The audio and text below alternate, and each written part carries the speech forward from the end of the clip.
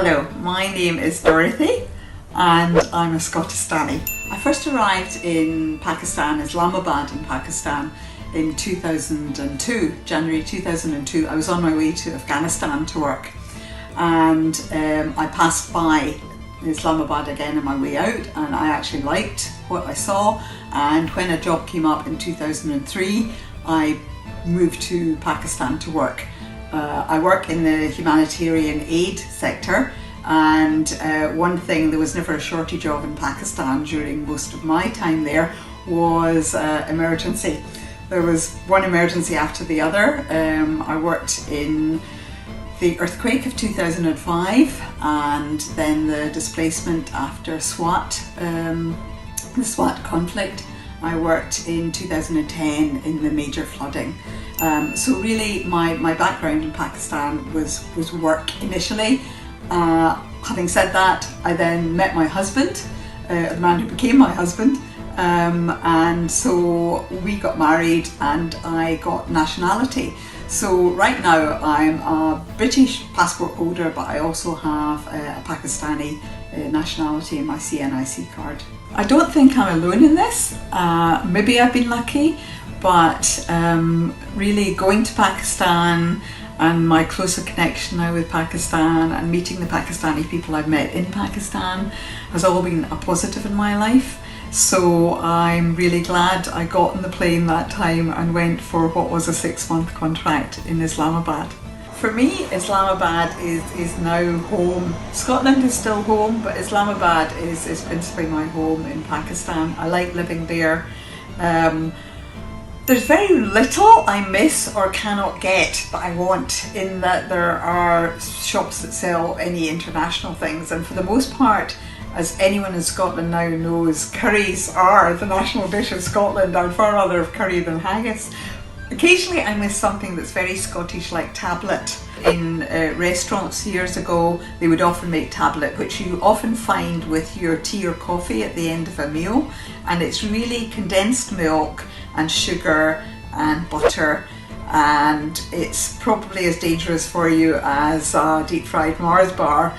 But anyone who has had burfi or the mishti you get in Asia will know that Pakistanis are quite capable of probably adopting tablet as well. I don't miss some of the more common things. You know, I can live without a bacon roll, although I'm always quite happy to have one when I come back to Scotland. If I miss anything really, it would be good Scottish theatre. The theatre in Pakistan I find less gripping than, for example, the Citizens Theatre in Glasgow. So when I come back, I like to go to the theatre, and I also like to go to the cinema, because Pakistanis are very sociable, and sadly the one area where I'm less keen on that is when they're very sociable in the cinema. They're quite happy to talk through the film and to use their mobile phones, which for people who like going to the Glasgow Film Theatre, they'll know what I mean when I say this is a problem. But other than that, it's really home from home. I don't feel I'm crossing a big divide when I leave Pakistan and come to Glasgow, and I don't feel the same when I leave Glasgow and go to Pakistan. They're both home to me, really. I've met so many people I really like in Pakistan. I found Pakistan a very friendly country. When I travel to other countries, or even when I come back to Britain, people are surprised that I say it's a great place to live. But the truth is, for me, it has been a great place to live. Now, obviously, I'm in a privileged position and I live in the capital city. I'm not out in the outskirts of somewhere, but I've met very little problem in the time I've been there. Nearly everybody speaks English, which is good because my Urdu is very bad. And my husband's family all speak English. I think generally there is this perception that Pakistan is very dangerous. I've been to all the provinces and I can say that I've never really felt in danger.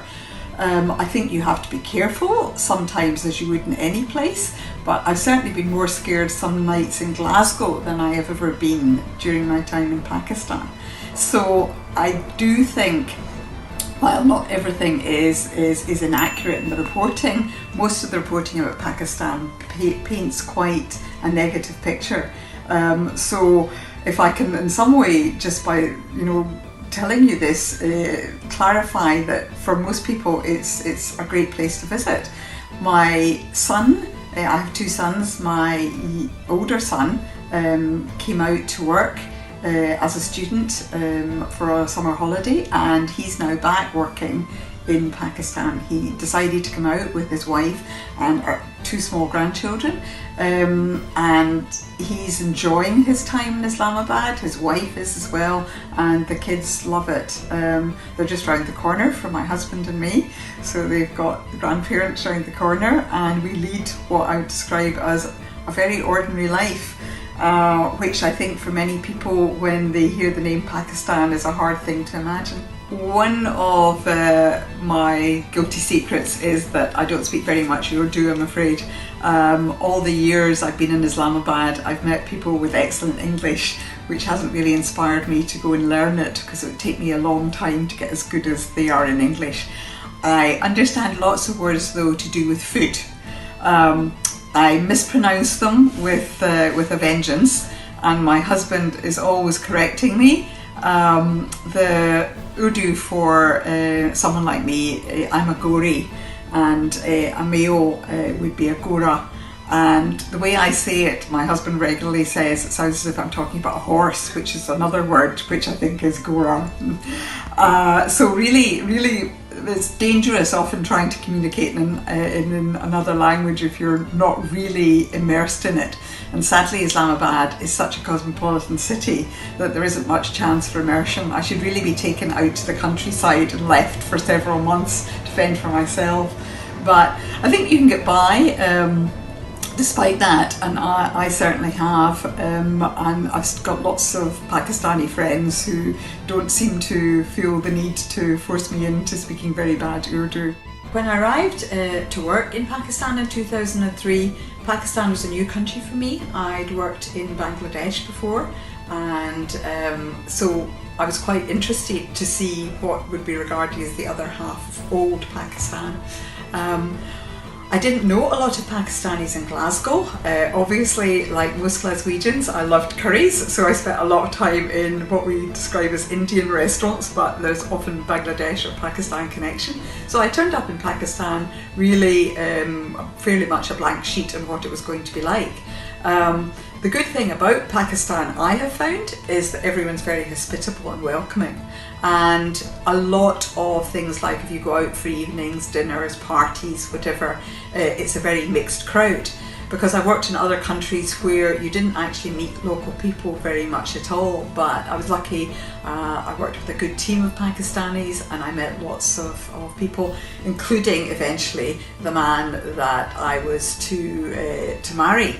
I've been married before, but I met my second husband, as he is now, in 2004, 2005, around that time. And really, I suppose it was quite unusual in that when we decided to get married, many people were saying to me, is that not very difficult for his family, that he's marrying a British person who's been married and has two children?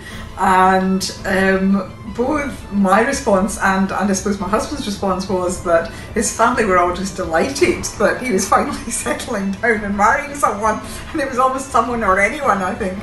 And his mother famously said, well, she's used to dealing with disasters, so now he's got somebody managing his own disaster. So there was more humour to it than any problems. I think I was very lucky in that my husband's family are probably what would be described as a very liberal family. They're very inclusive, they don't put up barriers to meeting people. So all in all, Pakistan for me has been a very positive experience.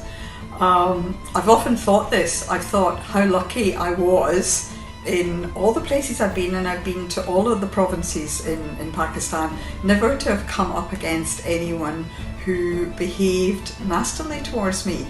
And I can honestly say I hope it's the same for Pakistanis in Scotland. Please subscribe to RNN's YouTube channel and you'll learn a lot more about Pakistanis and Scottish people.